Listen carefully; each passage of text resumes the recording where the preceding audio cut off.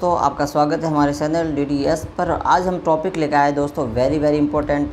वह हैं दोस्तों विराम चिन्ह। जी हाँ दोस्तों, तो विराम चिन्ह टॉपिक दोस्तों ऐसा है जो विशेष रूप से बोर्ड के एग्ज़ाम हो या फिर कंपटीशन का एग्ज़ाम हो, इनके प्रश्न तो बनते ही बनते हैं। तो चलिए दोस्तों, आपको विराम चिन्ह को आप सरल, आसान और ट्रिक के साथ में समझाने वाले हैं और आपके आने वाले एग्ज़ाम के लिए इस टॉपिक से कोई भी प्रश्न बाहर नहीं जाने वाला है और आपकी पूरे के पूरे नंबर प्राप्त होने वाले हैं हिंदी में। तो आपको यदि विराम शब्द की चिन्ह के शाब्दिक अर्थ पूछे दोस्तों, तो उसका अर्थ होता है दोस्तों ठहराव। क्या होता है दोस्तों?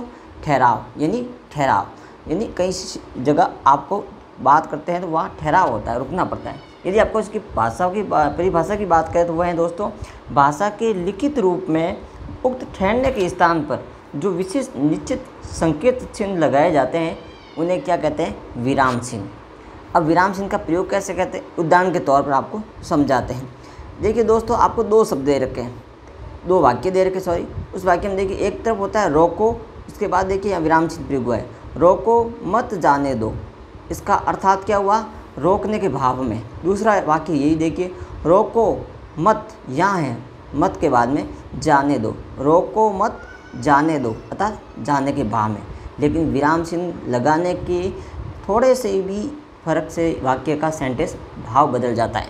एक तरफ देखो रोको मत जाने दो, यानी उसको जाने की परमिशन दे रहे हैं। दूसरी तरफ कहता है रोको मत जाने दो। तो एक तरफ रोकने की बात, रोको मत जाने दो, और रोको मत जाने दो, यानी दोनों का सेंटेंस का भाव अलग अलग हो जाता है। इसलिए विराम चिन्ह लगाते समय निश्चित रूप से, विशेष रूप से इसका ध्यान रखिएगा। आइए सबसे पहले बात करते हैं दोस्तों विराम चिन्ह में। आपको प्रमुख 10 विराम चिन्हों के बारे में बताने वाले हैं। उनमें से पहला है दोस्तों अल्प विराम चिन्ह। इसका जो आपको संकेत पूछे तो ये है दोस्तों। अल्प विराम चिन्ह की बात करें तो ये जो निशान दिख रहा है, ये निशान दिख जाए तो ये अल्प विराम चिन्ह का निशान है।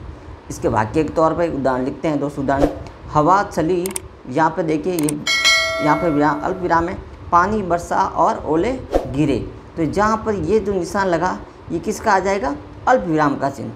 इसी तरह दूसरा वाक्य दोस्तों अर्धविराम। अर्धविराम को आपको चिन्ह पूछे तो इस तरह डॉट डॉट होगा, एक डॉट और एक निशान। जो पेड़ों को पत्थर मारते हैं, जो पेड़ों को पत्थर मारते हैं, जो ये निशान लगे ये किसके हो गए? अर्धविराम के। वे फल देते हैं, तो जहाँ पर ये निशान आ जाए ये किसका हो जाएगा? अल्प विराम का। अपूर्ण विराम की बात करें तो अपूर्ण विराम के लिए ये चिन्ह का प्रयोग करते हैं। परमाणु विस्फोटक, यहाँ जो चिन्ह प्रयोग हुए हैं मानव जाति का भविष्य है, मानव जाति का भविष्य है। आगे देखिए इसी तरह दोस्तों चौथा है पूर्ण विराम, जिसे आप इंग्लिश में बोलते हैं फुल स्टॉप। राम खाना खाता है, ये जो दिया फुल स्टॉप, तो ये हो गया पूरा सेंटेंस पूर्ण रूप से। इसी तरह पांचवा देखिए प्रश्न सूचक चिन्ह, जहाँ क्वेश्चन मार्क बोलते हैं। तुम कहाँ रहते हो, यहाँ देखिए क्वेश्चन मार्क का चिन्ह आ गया, तो ये किसने कैसा हो गया? प्रश्नवाचक चिन्ह। अगला छठा है दोस्तों विस्मय सूचक चिन्ह, जहाँ पर ये लगाते हैं जहाँ हर्ष हो, शौक हो, खेद हो, वह ये विस्मय सूचक शब्द का प्रयोग करते हैं। अरे तुम प्रथम श्रेणी में उत्तीर्ण हो गए, तो यहाँ पर देखिए ये जो चिन्ह आ रहे हैं वो किसका संकेत कर रहा है? विस्मय सूचक चिन्ह का। अगला सातवां आपके सामने वह है दोस्तों योजक चिन्ह, जिसका आपको इसका चिन्ह पूछे तो ये है दो शब्दों को जोड़ने के लिए जब, या आप कह सकते हैं द्वंद्व समाज हो, तत्पुरुष समाज हो, इन समाजों में जो योजक चिन्ह का प्रयोग करते हैं, जैसे माता पिता हैं, दिन रात, ऐसे शब्दों के बीच में जो योजक चिन्ह आते हैं उसे बोलते हैं योजक चिन्ह। आठवां है हस्पद चिन्ह दोस्तों। जब कोई बीच में हम भूल जाते हैं लिखते समय, तो उसके बीच में इस निशान का प्रयोग करके आप लिख सकते हैं। जैसे मुझे आज जाना है, अब इसमें भूल गए कहाँ जाना है, तो यहाँ पर देखिए ये चिन्ह लगा दीजिए और यहाँ लिख दीजिए अजमेर, मुझे आज अजमेर जाना है, तो इसे हस्पद चिन्ह या विस्मय चिन्ह भी कहा जाता है। नंबर है दोस्तों विकल्प चिन्ह। क्या कहते हैं? विकल्प चिन्ह। इसका निशान आपको इस तरह नजर आएगा। इसमें आप कह सकते हैं जैसे शाश्वत विकल्प चिन्ह, सनातन विकल्प चिन्ह, नृत्य, तो ये चिन्ह प्रयोग करके आप विकल्प चिन्ह। आखिरी है वो दोस्तों संक्षेप चिन्ह कहते हैं। संक्षेप चिन्ह में आप कह सकते हैं कि आपको संक्षेप में लिखना है, शॉर्ट में लिखना है। जैसे डॉक्टर राजेश, इसको आपको शॉर्ट में लिखना है तो आप डॉक्टर को आगे या बिंदी लगा दो और राजेश लिख दो, डॉक्टर राजेश हो जाएगा।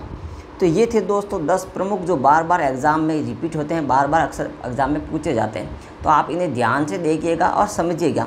आपके आने वाले बोर्ड के एग्ज़ाम में विशेष रूप से इन विराम चिन्हों का साथ साथ आप जहाँ वाक्यों को पढ़ते हैं, सेंटेंस बनाते हैं, वहाँ पर विशेष रूप से विराम चिन्हों का प्रयोग किया जाता है, क्योंकि विराम चिन्ह का प्रयोग अगर उचित जगह पर ना करने से उसका अर्थ, उसका भाव ही बदल जाता है, जैसे कि हमने दोनों प्रथम इन शुरुआत उदाहरणों से हमने देखा है। तो आप विशेष रूप से इन उदाहरणों को देखिएगा और समझिएगा।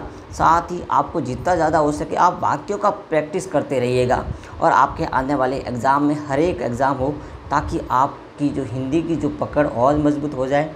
दोस्तों हमारे चैनल पर आपको हिंदी के से रिलेटेड कोई भी इश्यू हो, और चाहे वो क्या स्कूलों के चलने वाली किताबें हो, पाठ्य पुस्तक हो, कार्य पुस्तिका हो या ग्रामर हो, अन्य इसी चैनल पर आपको पूरे वीडियो उपलब्ध मिल जाएंगे। आप हमारे चैनल की प्लेलिस्ट में जाके देख सकते हैं। साथ ही आपके आने वाले एग्ज़ाम, चाहे बोर्ड 8वीं बोर्ड के एग्ज़ाम हो, 10वीं बोर्ड के एग्ज़ाम हो, उनको हम धमाकेदार तैयारी कराने वाले हैं। तो आप वीडियो को, इस चैनल को लाइक और सब्सक्राइब ज़रूर करिएगा। साथ ही साथ आप हमारे चैनल कोई किसी तरह की आपको समस्या हो तो आप कमेंट बॉक्स में अवश्य लिख सकते हैं, और जितना हो सके वीडियो को शेयर कीजिए, सपोर्ट कीजिए दोस्तों।